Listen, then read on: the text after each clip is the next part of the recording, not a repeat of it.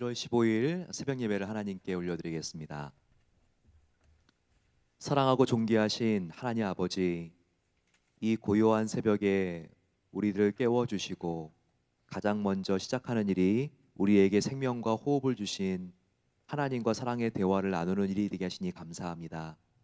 이 시간 우리 영혼의 창을 활짝 열어주시옵소서. 그래서 우리의 마음과 입술에 주님의 향기로운 음성이 담기게 하옵소서. 오늘도 하나님의 말씀의 힘으로 살아가는 하루가 되기를 간절히 소망합니다.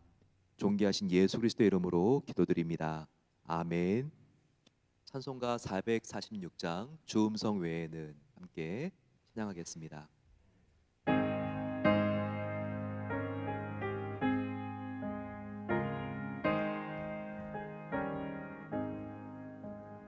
주 음성 외에는 참 기쁨 없도다.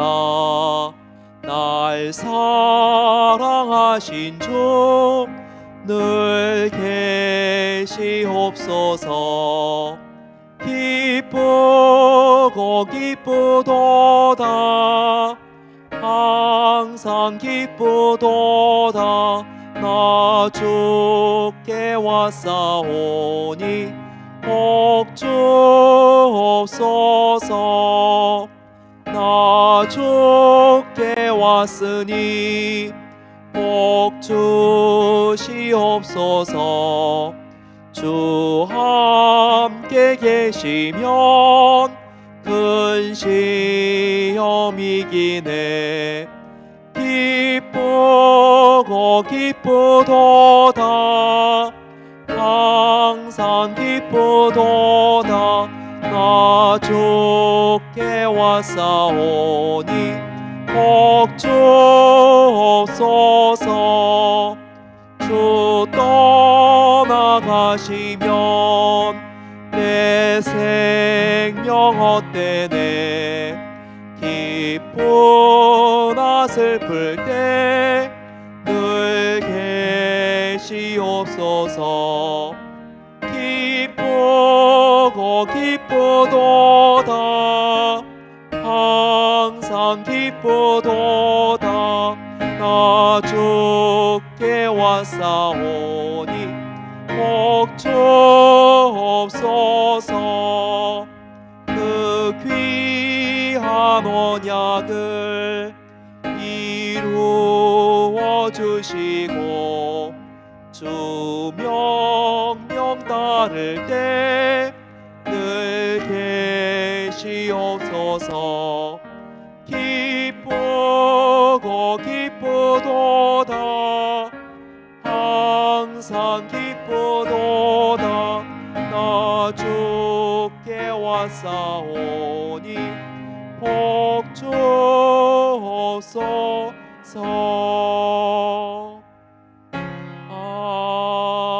아멘. 우리를 정결케 하는 것은 주님의 보혈의 능력입니다. 함께 주 보혈날 정결케 하고 주 보혈날 자유케 하니 함께 찬양하겠습니다.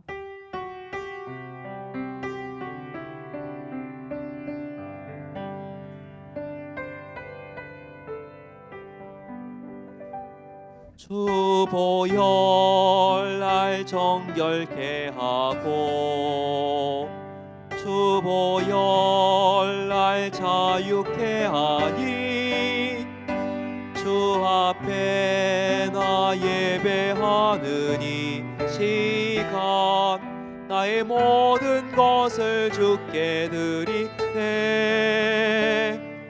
주의 손 날 위에 찢기셨고 주의 발 날 위에 박히셨으니 이제는 내가 사는 것이 아니요 오직 주를 위해 사는 것이라.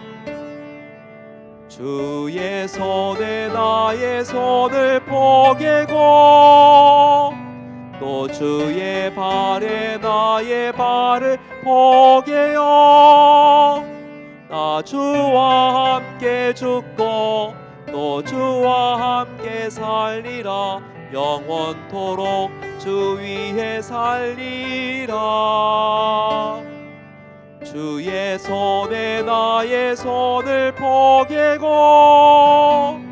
또 주의 발에 나의 발을 포개어 주와 함께 죽고 또 주와 함께 살리라.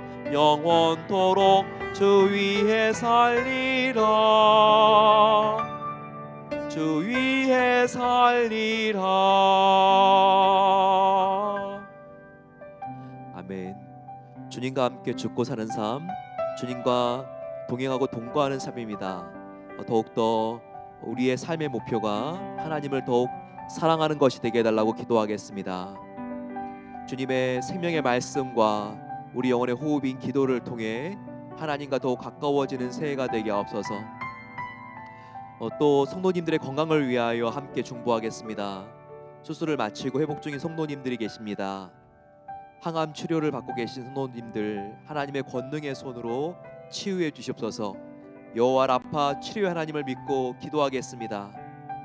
또한 미국의 육개주를 강타한 토네이도와 그리고 또한 콜로라도의 산불, 서북미의 지난주까지 홍수로 인한 이재민들의 피해가 효과적으로 복구될 수 있도록 같이 마음을 모아서 기도하겠습니다. 북한이 계속적으로 지난주에도 미사일 발사 실험을 감행하고 있습니다. 대한민국과 국제사회의 긴장이 초래되고 있는데 하나님께서 한반도가 평화, 복음 통일될 수 있도록 인도하시옵소서. 배고픔보다 더 힘든 영적인 목마름 속에 있는 북한 동포들에게 생명의 복음이 전해지는 날이 속히 올 수 있도록 인도하시옵소서. 또한 오늘은 그 그늘진 땅에서 예배자의 삶을 살고 있는 이연엽 선교사님의 건강과 자녀들을 위하여 간절히 같이 주여 함께 부르짖고 기도하겠습니다. 주여, 사랑하는 주님, 이 시간 간절히 저희들 기도합니다. 아버지, 오늘 저희들 함께 모여 기도할 때 우리의 삶이 예배가 되게 하옵소서. 아버지, 우리가 더욱더 하나님 앞에 나아가 주님을 사랑하기를 소망하며 기도하길 소망합니다. 아버지, 내 이웃을 좀 더 나의 아버지 하나님 몸처럼 사랑하는 아버지 진실하고 성숙한 사랑이 나의 마음 가운데 주님 가득하게 하옵소서. 아버지, 하나님 앞에 나와 우리 성도님들의 건강을 위하여 기도합니다. 수술을 마치고 회복 중인 성도님들 아버지 찾아가셔서 위로해 주시고 하나님 그 통증으로부터 하나님께서 주님 회복되어질 수 있도록 은혜 베풀어 주시기를 기도합니다. 하나님의 권능의 손으로 아버지 만져주시고 여호와라파 치료 하나님은 회복시킬 수 있는 전능하신 하나님이시오니 하나님 역사해 주시옵소서. 우리가 기도할 때 듣고 응답하시는 하나님이시여, 하나님 주님께서 그 아픈 자리에서 회복되어질 수 있도록 오른손을 붙잡아 일으켜 주시기를 기도합니다. 아버지, 이 땅 가운데 영적인 목마른 가운데 있는 동포들을 하나님 불쌍히 여겨주시고 아버지 평화 통일 복음 통일될 수 있는 날이 속히 올 수 있도록 역사해 주시기를 기도합니다. 아버지, 오미크론 바이러스로 인하여서 아버지 너무나 힘들고 어려운 시간들이 있습니다. 특별히 하나님 학교에서 병원에서 청소년 선생님들과 또한 의료진들 가운데 함께 하시옵소서. 아버지, 지치고 힘들고 어렵다 할지라도 주님께서 새 힘을 주시고 체력을 주셔서 능히 감당할 수 있도록 하나님께서 은혜 주시고 성령으로 충만하게 하시기를 기도합니다. 아버지 하나님, 이 팬데믹이 지나가게 하여 주시고 아버지 하나님께서 뉴노멀 시대에 더욱더 예배의 부흥과 선교의 부흥이 임할 수 있도록 도와주옵소서. 아버지, 하나님 앞에 나아갑니다. 우리를 새롭게 하옵소서. 아버지, 주님을 바라보며 나아가는 성도님들 가운데 하나님의 놀라운 은혜를 채워주시옵소서. 아버지 감사합니다. 사랑하는 하나님 아버지, 이 고요한 새벽에 우리들을 깨워주시고 우리의 영혼 속에 하나님께서 속삭여 주시고 말씀하여 주시니 저희들 마음속에 하나님과 동거하는 기쁨이 있는 것을 감사합니다. 저희들 더욱더 새해 하나님을 사랑하기를 원합니다. 우리 마음속에 주님의 사랑의 열정을 회복시켜 주시고 또 그 사랑을 우리 사랑하는 가족들과 교우들에게 흘려보낼 수 있는 새해가 될 수 있도록 은혜를 베풀어 주시옵소서. 오미크론 바이러스가 확산되어서 많은 사람들이 위축되고 있습니다. 하지만 이럴 때 저희들 더욱더 하나님께 가까이 나아가는 기회가 되게 하여 주시기를 기도합니다. 육적인 백신보다 더욱더 필요한 영적인 백신을 맞게 해주시고 우리 모두가 기도와 말씀을 통하여 절망과 두려움의 바이러스를 몰아내게 해주시고 게으름과 중독과 외로움의 바이러스를 아버지 하나님 주님의 말씀으로 물리칠 수 있도록 도와 주시옵소서. 하나님, 수술을 하시고 회복 중인 분들이 계십니다. 하나님께서 그 아픈 자리를 만져주시고 통증을 거두어가 주시옵소서. 근본적으로 하나님 그 몸이 깨끗하게 치유되어서 이제 앞에 회복된 몸을 가지고 더욱더 이전보다 하나님께 영광 올려드리는 삶이 될 수 있도록 함께하여 주시기를 기도합니다. 하나님, 영적인 목마름으로 허덕이고 있는 북한 동포들에게 생명의 복음이 전해지는 날이 속히 오게 하여 주시옵소서. 아버지 하나님께서 또한 그 땅에서 예배자와 전도자의 삶을 살고 있는 이연엽, 이현주 선교사님의 건강과 자녀들을 지켜주시기를 기도합니다. 이 코로나로 어려운 때 아버지 하나님 정말 주님을 바라봄으로 이 어려운 위기가 지나가게 하여 주시고 우리 모두 아버지 하나님 정말 팬데믹 이후의 뉴노멀 시대를 주님의 사랑과 소망과 또한 용서로 아버지 선점할 수 있는 교회와 성도가 될 수 있도록 놀라운 은총을 더하여 주시기를 기도합니다. 감사드리며 사랑하는 예수 그리스도의 이름으로 기도드립니다. 아멘. 하나님 말씀 함께 나누겠습니다. 오늘 은혜 받으신 하나님 말씀은 마가복음 4장 1절부터 20절까지의 말씀입니다. 마가복음 4장 1절부터 20절까지의 말씀을 한 절씩 교독하겠습니다. 신약성경 57면에 있는 말씀입니다. 예수께서 다시 바닷가에서 가르치시니 큰 무리가 모여들거늘 예수께서 바다에 떠 있는 배에 올라 앉으시고 온 무리는 바닷가 육지에 있더라. 이에 예수께서 여러 가지를 비유로 가르치시니 그 가르치시는 중에 그들에게 이르시되 들으라 씨를 뿌리는 자가 뿌리러 나가서 뿌릴새 더러는 길가에 떨어짐에 새들이 와서 먹어버렸고 더러는 흙이 얇은 돌밭에 떨어짐에 흙이 깊지 아니하므로 곧 싹이 나오나 해가 돋은 후에 따서 뿌리가 없으므로 말랐고 더러는 가시떨기에 떨어짐에 가시가 자라 기운을 막음으로 결실하지 못하였고 더러는 좋은 땅에 떨어짐에 자라 무성하여 결실하였으니 30배나 60배나 100배가 되었느니라 하시고 또 이르시되 들을 귀 있는 자들은 들으라 하시니라. 예수께서 홀로 계실 때 함께한 사람들이 열두 제자와 더불어 그 비유들에 대하여 물으니 이르시되 하나님 나라의 비밀을 너희에게 주었으나 외인에게는 모든 것을 비유로 하나니 이는 하고 듣기는 들어도 깨닫지 못하게 하여 돌이켜 죄사함을 얻지 못하게 하려 함이라 하시고 또 이르시되 너희가 이 비유를 알지 못할진대 어떻게 모든 비유를 알겠느냐 뿌리는 자는 말씀을 뿌리는 것이라 말씀이 길가에 뿌려졌다는 것은 이들을 가리킴이니 곧 말씀을 들었을 때 사탄이 즉시 와서 그들에게 뿌려진 말씀을 빼앗은 것이요 또 이와 같이 돌밭에 뿌렸다는 것은 이들을 가리킴이니 곧 말씀을 들을 때 즉시 기쁨으로 받으나 그 속에 뿌리가 없어 잠깐 견디다가 말씀으로 인하여 환난이나 박해가 일어나는 때에는 곧 넘어지는 자요 또 어떤 이는 가시 떨기에 뿌려진 자니 이들은 말씀을 듣기는 하되 세상의 염려와 재물의 유혹과 기타 욕심이 들어와 말씀을 막아 결실하지 못하게 되는 자요 좋은 땅에 뿌려졌다는 것은 곧 말씀을 듣고 받아 30배나 60배나 100배의 결실을 하는 자니라. 아멘. 수련회를 가게 되면 저희가 보통 고등부 시절이나 대학교 시절 때 인생의 그래프를 그리는 시간이 있습니다. 신앙이 가장 좋았을 때를 한번 그래프로 그려보라는 겁니다.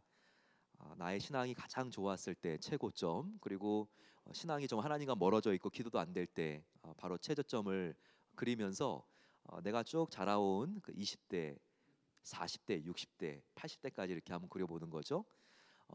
또한 신앙이 좋았을 때 그래프뿐만 아니라 이제는 나의 삶이 가장 어려웠을 때 그래프를 한번 또 그려보려고 합니다. 그러면 나의 삶이 어려웠을 때 그래프와 그리고 또 나의 신앙이 좋았을 때 그래프가 거의 정비례하는 것을 우리가 보고 놀라게 됩니다. 우리가 정말 아무런 근심과 걱정이 없고 주위 아픈 사람도 없고 그럴 때는 나도 모르는 사이에 하나님과 멀어져 있습니다. 하지만 사방이 막힌 것 같고 그리고 좌우 어디를 돌아봐도 나를 도울 자가 없는 것 같고 그럴 때 오히려 우리가 하나님과 훨씬 더 가까워지는 바로 그 구간인 것을 우리가 알게 되는 것이죠. 우리가 삶이 편안하면서도 신앙이 좀 얼마나 좋겠습니까? 하지만 우리가 인생을 살아갈 때 고난이 왔을 때 우리가 붙들 수 있는 분은 하나님밖에 없는 것을 알게 되고 또 그분의 영원한 사랑과 그분의 전능하심이 우리에게 큰 영향을 미치는 것을 우리가 알게 되죠. C.S. 루이스는 그래서 이렇게 말합니다. 고난은 무엇인가?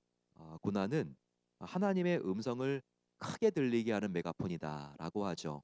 하나님의 음성이 크게 들리게 되는 때는 바로 우리가 편안할 때가 아니라 고생스럽고 힘들고 어려운 때인 때가 많습니다. 그래서 항상 우리의 마음이 가장 중요합니다. 우리 인간의 생명이 어디에 있는가? 성경은 끊임없이 우리 인생의 본질과 인간의 생명의 근원은 마음에 있다고 강조하고 있습니다. 이 마음의 상태가 바로 우리의 신앙의 상태를 결정하게 되는 것입니다.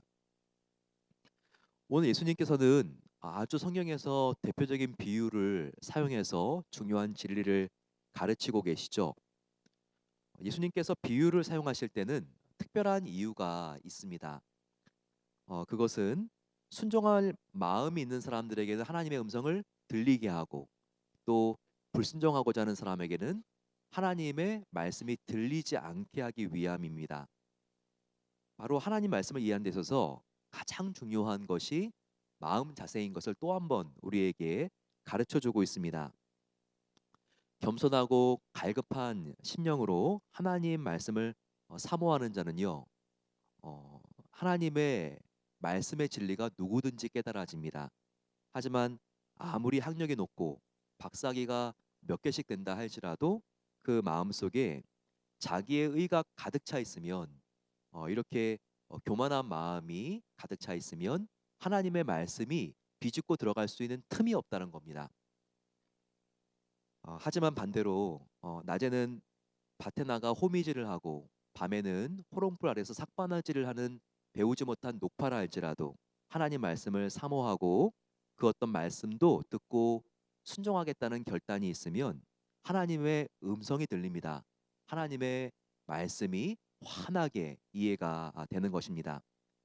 이와 같은 영적인 부익부 빈익비 현상, 바로 이것을 예수님께서 알려주셨습니다. 겸손한 마음으로 말씀을 받는 자는 얻고 더 얻을 것이요. 하지만 교만한 마음으로 말씀을 내 마음대로 판단하는 편식하는 자는 빼앗기고 또 빼앗기리라. 바로 이것이 하나님 나라의 부익부 빈익빈 현상인 것입니다. 새해 저와 여러분들은 하나님의 말씀을 듣고 나의 새해가 결실하는 풍성한 새해가 되기를 원하지 않습니까? 그러기 위해서 오늘 이 마음 상태를 알려주는 이 비유는 굉장히 새해 때 중요합니다. 내가 어떠한 마음을 가지고 하루하루를 살아야지 나의 2022년이 하나님을 기쁘시게 하는 새가 될 수 있을까? 바로 그것을 배울 수 있기 때문입니다. 특별히 오늘 예수님의 비유는 우리의 마음의 상태가 네 가지 중 하나일 수 있다는 것을 알려주고 있습니다. 바로 이 네 가지 중 어느 상태가 과연 저와 여러분들의 마음의 현주소일까요? 오늘 함께 우리의 마음을 한번 찾아보고 또 우리가 어떤 마음을 버리고 어떤 마음을 우리가 성취하고 지향하고 취해야 될지를 함께 배워보기로 하겠습니다. 1절을 보시게 되면 1절에 예수님께서 바다에서 가르치실 때 큰 무리가 예수님의 말씀을 듣고 따랐다고 나와 있죠. 실은 바다가 아니죠. 어, 디베르라고도 부르는 바로 갈릴리 호수를 의미하고 있습니다. 실제로 갈릴리 호수에 가게 되면 이렇게 그 호수 자체가 굉장히 넓어 가지고요. 확 트여 있는 게 이게 바다인지 호수인지 구별할 수가 없습니다. 그래서 당시 사람들은 바다라고 이렇게 불렀던 것이죠. 그런데 얼마나 많은 사람들이 모여 있습니까? 10명, 10명? 예, 이런 몇백 명도 아니고 지금 굉장히 많은 사람, 몇천 명이 지금 모여 있는 것을 볼 수 있습니다. 왜 이렇게 예수님이 한 번 집회를 하면 5천 명, 7천 명, 그것도 장정들만 이렇게 모였을까요? 거의 한 2만 명 정도가 군집을 한 건데요. TV나 극장이 없었던 시대에 그들이 예수님의 말씀이 너무나 재밌었기 때문에 모였을까요? 물론 성경에는 예수님의 말씀이 굉장히 재밌었다고 나옵니다. 하지만 그들이 이렇게 모였던 이유는요, 목말랐기 때문입니다. 그들이 굶주렸기 때문입니다. 로마 제국의 압제에 지치고 그리고 지긋지긋한 종교 지도자들의 가식과 위선에 이제는 신물이 났기 때문입니다. 영적으로 그들이 굶주렸기 때문에 그들의 허기진 영혼을 이 공백을 채우기 위해서 그들은 예수님이 가는 곳은 어디든지 따라 다녔다는 것입니다. 그런데 예수님께서 말씀을 전하시는 방법이 참 특별한 것을 알 수 있죠. 1절을 보게 되면 예수께서 바다에 떠 있는 배 위에 올라 앉으시고 온 무리는 바다가 육지에 있더라라고 되어 있습니다. 예수님은 지금 수면 위에서 육지에서 조금 떨어진 지금 물 위에 떠 있는 배 위에 앉아 있습니다. 그리고 그 묵가 육지에는요 지금 수천 명의 군중들이 예수님의 말씀을 듣고 있는 것이죠. 참 특별한 이상한 모습일 수 있습니다. 그런데 예수님의 지혜를 여기서 알 수 있습니다. 바람을 이용하면 마이크가 없었던 시대에 이렇게 몇천 명, 몇만 명도 정말 또렷또렷한 예수님의 말씀을 들을 수 있는 방법이 바로 이 방법이었습니다. 보통 갈릴리 호수는요, 낮에는 바닷가 쪽에서 육지로 바람이 붑니다. 이것을 우리가 봤을 때요, 육풍, 해풍이 밤하고 낮에 다른 방향으로 불지 않습니까? 그런데 이렇게 호수에서 바람이 불어서 육지로 간다면 예수님께서 말씀하셨을 때 그 육성이 이 공기를 타 가지고 저기 끝까지 있는 사람들에게까지도 전달이 되었던 것입니다. 또 물에서 조금 떨어진 배 위에서 말씀하시면 마치 목욕탕에서 말을 하면 그것이 울리고 공명이 있는 것처럼 그 육지에서 듣는 사람들에게 굉장히 예수님의 목소리가 선명하고 또렷또렷하게 들린 것입니다. 이렇게 예수님의 대형 집회는 이 호숫가에서 이루어지고 그리고 필수품이 바로 이 배였던 이유가 여기에 있었던 것입니다.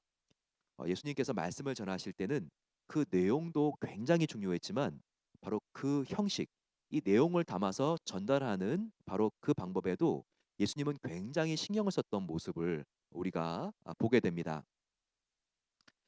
예수님께서 이렇게 지금 강조하고 전하기를 원하셨던 바로 그 내용이 무엇일까요? 이것은 말씀을 듣는 우리의 마음 자세가 얼마나 중요한지를 알려주고 싶었던 것입니다. 네 가지 밭의 비유가 나오는데요. 이것은 우리의 마음의 상태를 말하죠.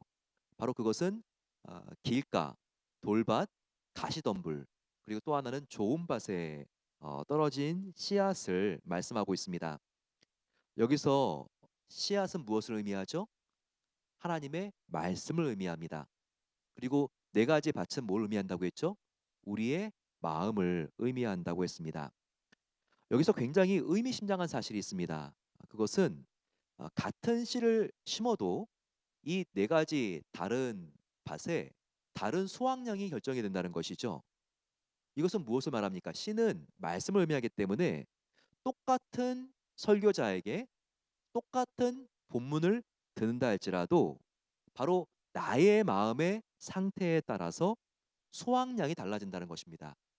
얼마나 하나님의 기쁨이 되는 삶을 살 수 있느냐는 전하는 자와 그 사람의 본문의 책임보다도 오히려 나에게 있다는 것을 이 말씀은 우리에게 알려주고 있는 것입니다.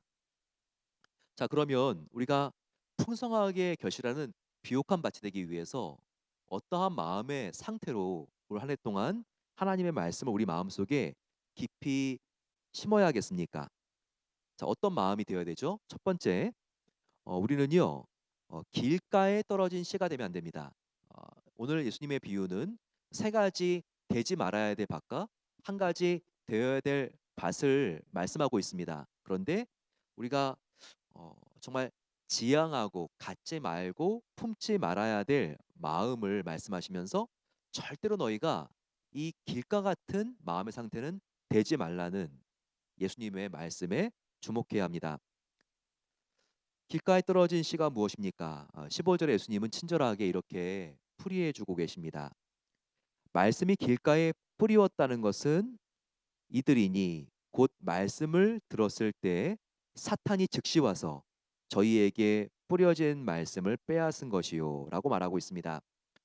자, 여기서 길가 마음은 어떤 마음입니까? 이것은 말씀을 들어도 새로울 것이 없는 교만한 마음의 상태를 말합니다. 예수님께서 길가를 지목하셨는데 특별히 어, 경건하다고 자부하는 오랫동안 신앙생활을 해온 사람들에게 바로 바리새인들에게 한 경고가 바로 이 마음밭일 가능성이 굉장히 높습니다. 이와 같은 사람들의 마음의 특징은 무엇일까요? 그것은 자기도 모르는 사이에 내가 다 아는 말씀이야. 내가 들어봤어. 교만해져 있다는 것입니다. 저건 지금 내가 몇 번 듣는 설교인데 이젠 정말 지긋지긋하다. 내가 말씀을 전해도 저것보다 훨씬 더 잘 전할 수 있겠다. 이렇게 우리가 어, 정말 그 말씀에 대하여 편식하고 그리고 내가 다 알고 있는 말씀이라고 생각하는 경우들이 있다는 것입니다. 또한 좋아하는 본문을 설교하고 축복의 말씀을 하면 마음이 편안하게 생각이 되고 그래 참 오늘 설교가 듣기가 좋구나. 하지만 마음을 경책하고 회개를 촉구하는 말씀을 들으면 왜 저런 이야기를 하는 것이지? 이렇게 귀를 닫는 경우가 있습니다.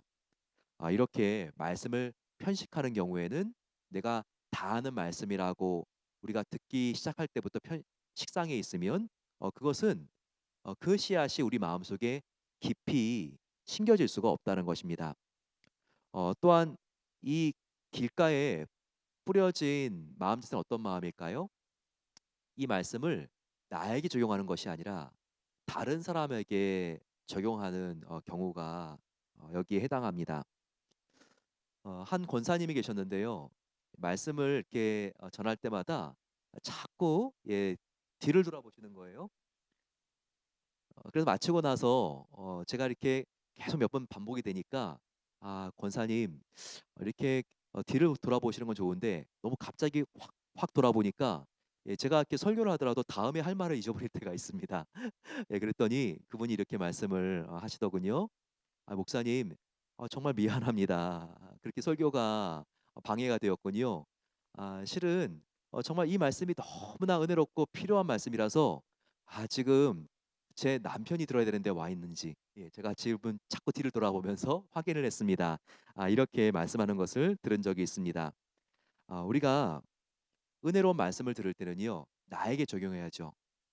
이 말씀 정말 그 사람이 들어야 되는데, 그 사람이 들으러 왔어야 되는데, 우리가 그렇게 남 생각할 수 있는 여유가 없습니다.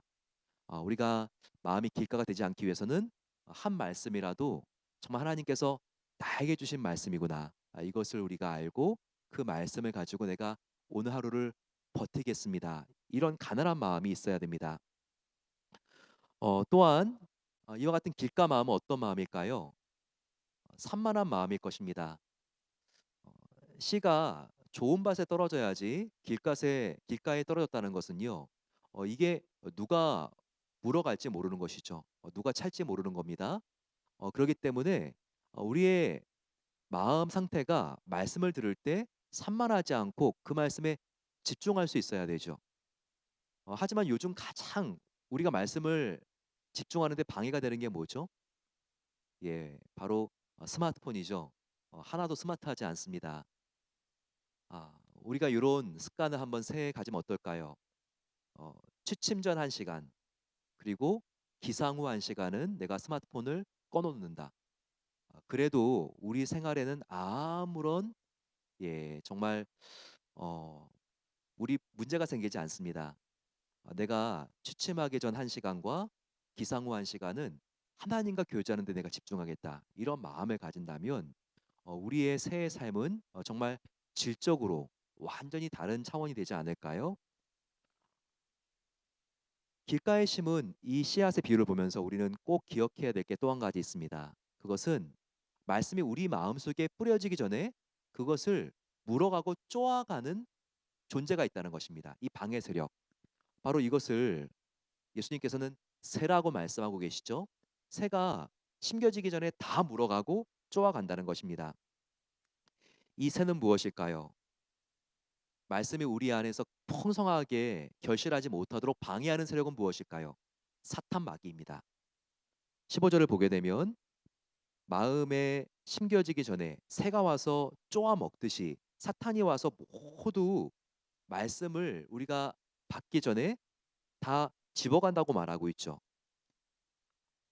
주로 말씀을 인한 기쁨과 은혜를 가로채는 사탄의 공격은요, 사람의 말로 옵니다. 우리가 이것을 굉장히 조심해야 합니다. 정말 은혜를 충만하게 받고 회개하고 내가 이제는 이번 주부터 다른 삶을 살기로 하나님과 더욱더 교제하는 가까운 삶을 살기로 결심했습니다. 그런데 이런 나의 고백을 듣는 남편이 혀를 찹니다. 아유, 또 작심삼일이겠지. 며칠이나 가겠나. 근데 정말 이런 마음을 들으면 기분이 팍 상하면서 우리가 실망하게 되죠. 그렇습니다. 이렇게 나의 마음에 은혜가 들어오는 순간 사탄이 이런 말을 통한 공격으로 다 쪼아가 버린다는 겁니다. 그러면 우리가 어떻게 사탄이 은혜의 말씀을 가져가기 전에 우리가 방어할 수 있고 오히려 이 사탄을 우리가 먼저 선제 공격할 수 있을까요? 효과적인 방법이 있습니다. 그것은 무엇일까요? 그것은 내가 은혜의 말씀을 들었으면 그 즉시 이 생각을 하는 것입니다. 내가 지금 은혜 받았으니까, 내가 지금 은혜를 받았으니까 이 은혜를 물어가려는 사탄의 공격이 이제 또 곧 오겠구나. 이 마음을 먼저 갖는 것입니다. 그래서 우리가 은혜를 받은 바로 그 순간이 지나면 방심하고 나태하는 것이 아니라 말이나 환경을 통해서 나에게 공격이 올 것을 미리 예상하고, 그래, 올 테면 와봐라. 또 오면 그래, 올 것이 왔구나. 이렇게 생각하고 우리가 지지 않고 참아서 그 은혜의 말씀을 빼앗기지 않기 위해서 발버둥 치는 것입니다. 그러면 그 은혜의 말씀이 나의 삶에 심기게 되고 우리가 영적인 전투에서 미리 준비했기 때문에 사탄의 공격을 우리가 박멸할 수 있게 되는 것입니다. 절대 우리가 이순신 장군의 임전무태처럼 철저히 준비하면 영적인 전투에서도 지지 않는 것입니다. 두 번째, 두 번째는 어, 길가 다음에 결실하지 못하는 밭인데 바로 돌밭입니다. 이 돌밭이 무엇일까요? 이 돌밭의 특징은요, 흙이 얇다는 것입니다. 돌밭 한번 가보세요. 얼마나 이 돌들이 울퉁불퉁 있기 때문에 그 밑에 있는 흙이 얇습니까? 그래서 흙이 얇아서 씨앗이 뿌리를 내리지 못하고 태양에 바짝 말라 죽는다는 경고를 예수님께서 하고 있습니다. 이와 같은 돌밭인 마음의 상태는 어떤 상태입니까? 처음에는 복음을 기쁨으로 받고 영접합니다. 하지만 어려운 일을 당하면 믿음을 포기해 버리죠. 그리고 옛날의 상태로 돌아가는 모습을 보여주는 사람들입니다. 이런 분들이 주위에 의외로 참 많습니다. 특별히 누구에게 많을까요? 세교우님들에게 많을 수 있습니다. 이제 갓 신앙생활을 한 분들에게 말입니다. 처음에는 예수를 믿고 그 은혜에 북받쳐서 정말 말씀대로 살아보기 위해서 그들이 애씁니다. 그런데 이때 어떤 일이 생기죠? 가정과 직장 가운데 어려운 일이 생깁니다. 그러면 예수님 믿으면 복 받아야 되는데 불교 믿는 것만큼도 못하네. 그러면서 믿음을 포기하게 되고 영접한 그 상태에서 흐지부지하게 되는 경우들이 참 많이 있다는 것입니다. 저도 처음에 예수님을 영접한 한 형제를 보았습니다. 어, 그분은 이 지붕을 이렇게 보수하는 일을 했던 분인데요. 제가 일리노이에서 만난 분이었습니다. 그런데 이분은 조선족이었고요. 신분 문제도 해결되지 않은 불체자였습니다. 그리고 지붕을 보수하면서 하루하루 가족들을 이렇게 연명해 나가는 분이었는데요. 예수님을 만났어요. 그리고 주님을 영접했습니다. 그런데 그분이 어, 며칠 몇 달이 지난 다음에 이렇게 고백하는 것이었습니다. 목사님, 저는 올 초에 예수님을 만났고요. 그리고 그분의 살아계심을 확신하게 되었습니다. 하지만 예수님을 믿은 다음에 삶이 좋아져야 되는데 왜 이렇게 삶이 힘듭니까? 지난 몇 달간 친구들 사이에도 제가 변했다고 너무나 오해가 많았습니다. 옛날에는 정말 친구들이 저만 오면 즐거워했는데 이제는 너 그런 이야기 좀 그만하라고 저를 왕따시킵니다. 그리고 정말 이전에는 꺼리낌 없이 했던 일들도요. 왜 이렇게 예수님 믿은 다음에는 그 일을 할 때 양심에 가책이 생기는지 정말 죽을 지경입니다. 정말 예수님을 믿고 싶은데 정말 너무나 나의 마음이 점점 힘들다고 옳은 길인 줄 알지만 이 길이 너무나 어렵다고 눈물을 뚝뚝 흘리는 것을 제가 본 적이 있습니다. 그때 이렇게 말씀드렸죠. 정말 형제님 너무나 존경스럽습니다. 하지만 이렇게 얻은 믿음을 절대 포기하지 않기 위해서 그래도 발버둥 치고 있는 이 모습이 너무나 귀하고 하나님의 눈에 아름답게 보이는 거 아세요? 그런데 형제님, 이것을 꼭 기억하셔야 합니다. 신앙생활을 제대로 하는 것은 실은 어려운 일입니다. 타협할 때 타협하지 말아야 됩니다. 또 부정직하지 않아야 될 때 정말 부정직하지 않기 위해서 더욱더 애써야 됩니다. 그래서 더 판단하기가 힘들고 처음에는 헛갈리고 혼동스럽습니다. 하지만 이 고비를 넘기셔야 됩니다.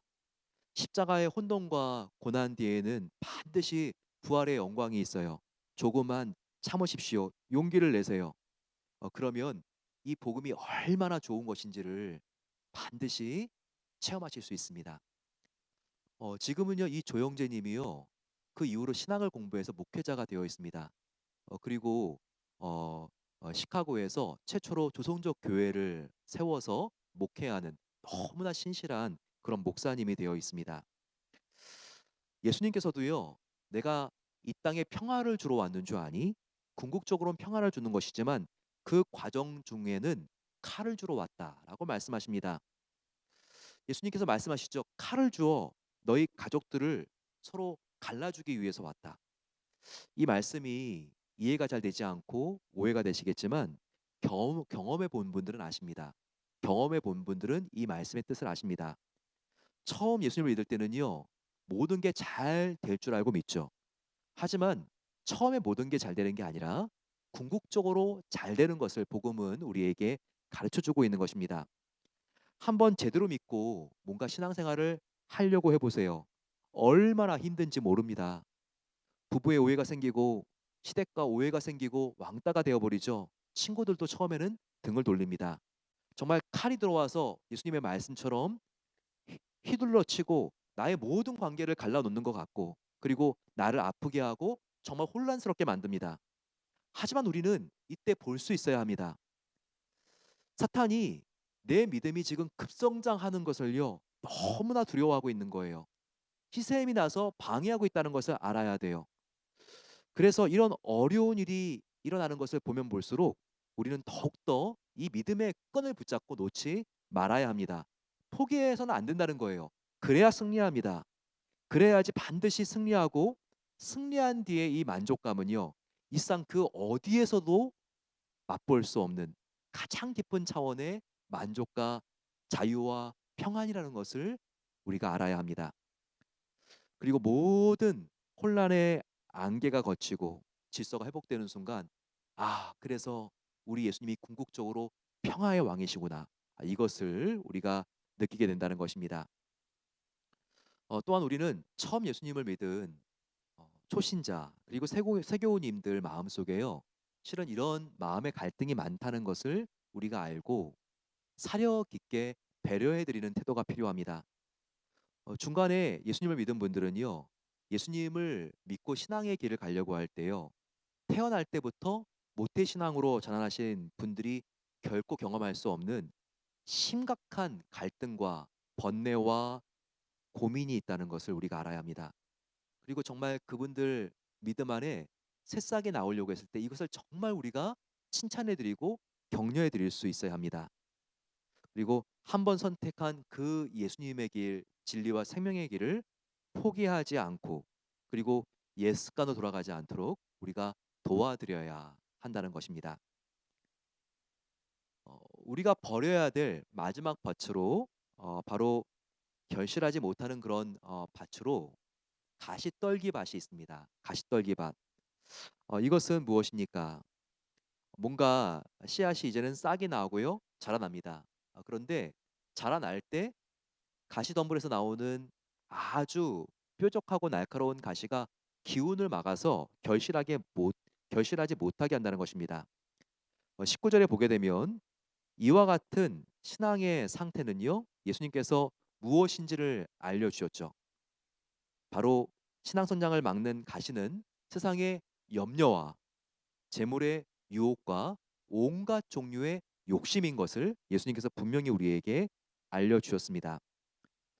우리의 신앙을 자라지 못하게 하는 원인, 다름 아닌 세상의 염려와 재물의 유혹과 바로 욕심이 지나친다는 것, 바로 이것을 우리에게 알려주고 있습니다. 굉장히 우리에게 경종을 울려주는 말씀이죠. 대부분 신앙과 멀어지는 것이 무엇입니까? 우리가 신앙생활을 우리가 잘한다고 생각하더라도 어느새 하나님과 멀어져 있게 하는 이 미끄럼들은 뭐죠? 그것은 돈과 자녀와 건강에 대한 염려와 욕심이 아닐까요? 돈이 된다고 생각하면요, 주일 성수하는 것도 우습게 생각하는 것, 예, 이것이 현대 사회입니다. 자녀의 일이라면요, 자녀를 위하여 엑스트라 액티비티를 주일에 해야 되고 원정 경기를 떠나야 되고 당연히 주일은 예배드리지 않아도 된다고 생각하는 것이 현대 부모의 모습입니다. 건강을 위해서 내가 골프 여행을 간다면 몇 주쯤 뭐 신앙생활은 뭐 전혀 이렇게 상관하지 않아도 된다. 바로 이런 것이 현대인들 크리스찬들에게 불편한 교회 안의 진실이 되고 있습니다. 하지만 일상의 염려와 재물의 유혹과 욕심이 우리 신앙생활의 성장을 위한 생장점을 꺾어 놓을 수 있는 바로 주범이라는 것을 우리가 알아야 한다는 것입니다. 과연 요즘 나의 신앙생활이 이렇게 디프레션이 된 것이 내 안에 염려가 지나치게 많아서 기쁨을 다 잃어버렸기 때문이 아닌가 돌아봐야 합니다. 또한 내 안에 불필요한 욕심이 너무나 많아서 내 마음속에 감사를 다 잃어버렸기 때문이 아닌가 우리가 돌아봐야 됩니다. 이와 같이 나의 신앙이 성장해야 되는데 지금 뭔가 멈춰져 있다면 그 이유가 예수님이 말씀하신 것처럼 세상의 염려와 재물의 유혹과 그리고 욕심이 아닌가 우리가 돌아보면서 우리가 이런 부분들을 회개함으로 하나님 앞에 나아갈 때 우리의 마음은 다시 회복될 수 있고 건강할 수 있고 다시 생장점이 터져 자라 올라갈 수 있는 새로운 원동력을 회복할 수 있는 것입니다. 마지막으로 말씀이 심겨졌을 때 30배, 60배, 100배의 결실을 할 수 있는 밭은 무엇일까요? 바로 그것은 좋은 땅으로 겸손하고 온유한 밭이라는 것을 예수님께서 우리에게 알려주었습니다. 말씀을 겸손하고 온유하게 받는 사람은요, 반드시 풍성한 열매, 생명의 열매를 맺을 수 있다고 예수님께서 약속하십니다. 여기서 겸손하고 온유한 마음은 무엇입니까? 그 말씀은 바로 하나님의 생명의 말씀을 받기 전에 내가 아멘하면서 이미 순종하기로 결심하고 작정한 그 마음의 상태를 말합니다. 또한 풍성한 열매를 많이 맺는 밭의 특징은요, 땅이 질고 기름지고 습하다는 것을 알아야 됩니다. 땅이 딱딱하고 그리고 땅이 건조하면요, 거기에 씨가 뿌려졌을 때 풍성한 열매를 맺을 수가 없습니다. 여기서 습기가 말아야 된다는 것, 우리 마음속에 마음이 질어야 된다는 것, 이것은 우리 안에 눈물이 많아야 된다는 것을 알려주고 있습니다. 우리의 신앙이 자라기 위해서는 나의 마음이 눈물로 촉촉한가를 내가 확인해야 됩니다. 바로 회개의 눈물, 감사의 눈물, 은혜의 눈물로 나의 마음이 촉촉한가? 지금도 나의 마음을 한번 만져보면서 촉촉한 정도를 한번 점검해 보시지 않겠습니까? 이렇게 우리 마음속에 항상 눈물이 흐르고 있을 때 신앙의 성장이 일어나고 있는 것입니다. 오늘 우리는 길과 돌밭, 가시덤불의 마음의 상태는 우리가 버리고 좋은 마음의 상태를, 우리가 좋은 밭의 마음의 상태를 품어야 된다는 것을 배웠습니다. 여기서 길가는 무엇이죠? 산만한 마음의 상태, 그리고 이미 나는 말씀을 다 알아라고 생각하면서 하나님의 말씀이 중심이 되어야지 바로 나의 강한 자아가 중심이 돼서 마음을 판단하는 마음의 태도를 말씀드렸습니다. 또한 가시덤불은 무엇입니까? 이것은 염려와 유혹과 욕심을 말하는 것입니다. 이런 부분들을 우리가 버릴 수 있어야 되겠죠. 돌밭은 무엇일까요? 이것은 어떤 어려움이 온다 할지라도 그 어려움 때문에 우리가 우리의 신앙생활을 포기하지 않고 일상의 방법과 하나님의 방법을 곁눈질하거나 저울질하지 않는 마음의 태도를 말하는 것입니다. 그렇지 않고 좋은 밭, 겸손하고 온유한 밭, 항상 눈물로 젖어 있는 그 마음의 심령을 가지고 우리가 진실하게 기도하고 말씀을 받을 때 하나님은 우리의 신앙을 하나님의 가장 아름다운 보석으로 변화시켜 주실 것입니다. 우리 이 시간 같이 찬양하고 그 찬양을 생각하면서 같이 기도하는 시간 갖겠습니다. 주님의 마음을 본받는 자, 그 마음에 평강이 찾아오면 주님의 마음은 온유하고 겸손한 마음입니다. 그 마음이 있을 때 우리가 결실할 수 있죠. 좋은 밭 되게 하옵소서. 우리 같이 찬양하겠습니다.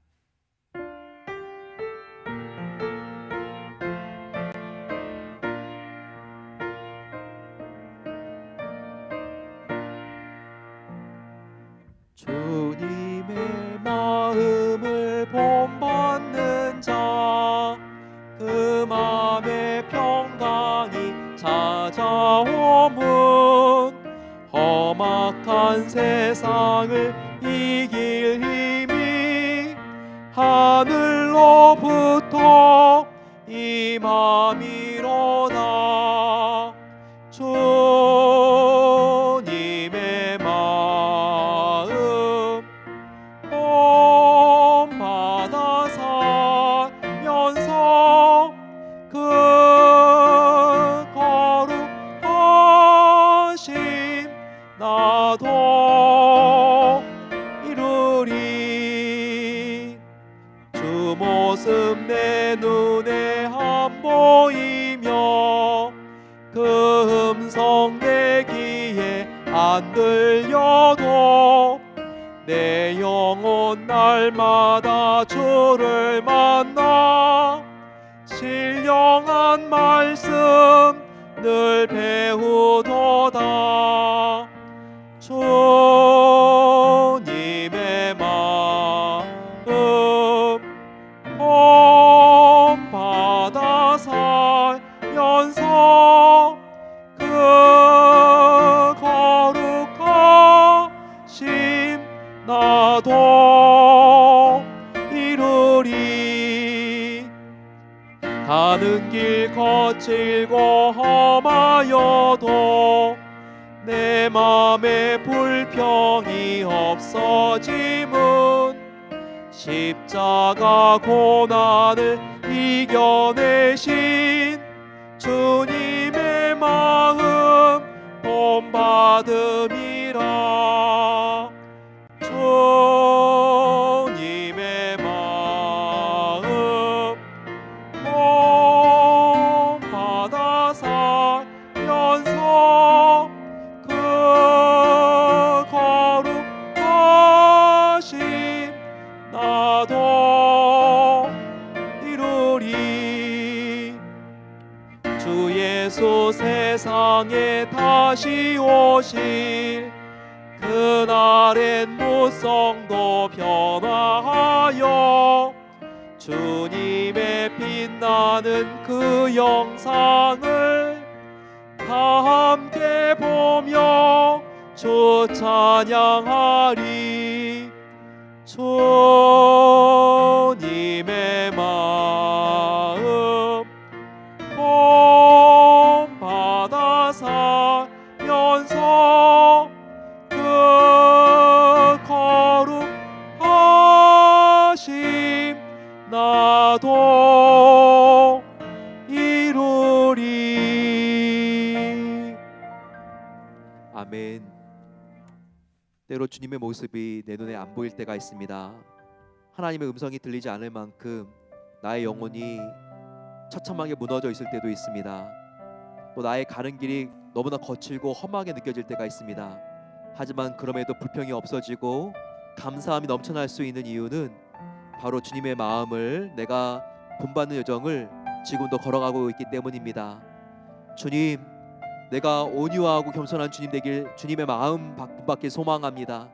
그렇게 되어서 아버지, 나의 마음이 딱딱하지 않고 질게 해주시고 건조하지 않고 하나님이 주시는 기뻐하시는 눈물로 촉촉하게 해주셔서 주님, 회개와 감사의 은혜의 눈물이 항상 나의 마음을 주님 깨끗하게 정말 흐르게 해주시기를 기도합니다. 이 마음을 가지고 같이 한번 주님 함께 부르고 기도하겠습니다. 주님, 사랑의 아버지 하나님 감사합니다. 오늘 아버지, 우리가 새해 어떤 마음을 품어야 될지를 알게 하시니 감사합니다. 이 마음을 품으라 곧 그리스도 예수의 마음이니 아버지, 우리가 이 세상의 마음을 품는 것이 아니라 그리스도 예수의 마음을 품길 소망합니다. 이 세상의 아버지 하나님, 유혹과 욕심의 마음을 품지 않도록 도와주시옵소서. 아버지, 이 세상의 문제를 가지고 우리가 정말 신음하며 우리가 옛 신앙으로 돌아가는 것이 아니라 옛 모습으로 돌아가는 것이 아니라 아버지, 우리가 정말 더욱더 주님을 뜨겁게 사랑하며 하나님을 정말 우리가 본받는 자가 되길 소망합니다. 무엇보다 주님의 마음을 본받길 소망하오니 날마다 아버지, 우리가 주님을 본받아 사랑의 마음, 온유의 마음, 평강의 마음을 우리가 본받게 하여 주시고 가는 곳마다 아버지, 우리가 용서의 사람, 사랑의 사람, 섬김의 사람이 될 수 있도록 하나님, 우리를 변화시켜 주시옵소서. 아버지, 우리를 새롭게 해주시기를 기도합니다. 감사합니다. 사랑의 아버지 하나님 감사합니다.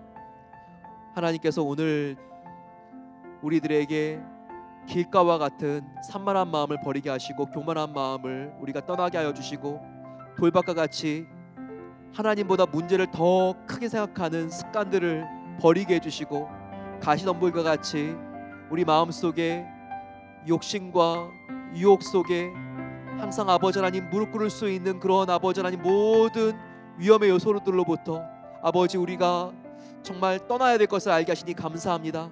우리가 새 아버지 회개의 눈물을 흘리기 원합니다. 예수님의 십자가 앞에 감사의 눈물을 흘리기 원합니다.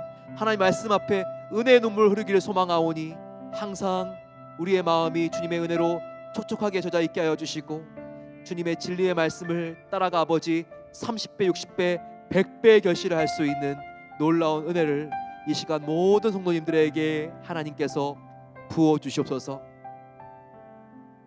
이제는 우리 주 예수 그리스도의 은혜와 하나님 아버지의 크신 사랑하심과 성령 하나님의 함께하심이 어떤 어려움 속에서도 포기하지 않고 하나님의 은혜를 사모하며 가시덤불과 같은 염려와 유혹과 욕심을 떨쳐버리고 표대 대신 예수님만 바라보며 나아갈 때 좋은 밭이 되어 30배, 60배, 100배 결실할 것을 소망하며 나아가는 모든 복된 성도들 위해 이제로부터 영원까지 함께 계시기를 축원하옵나이다. 아멘.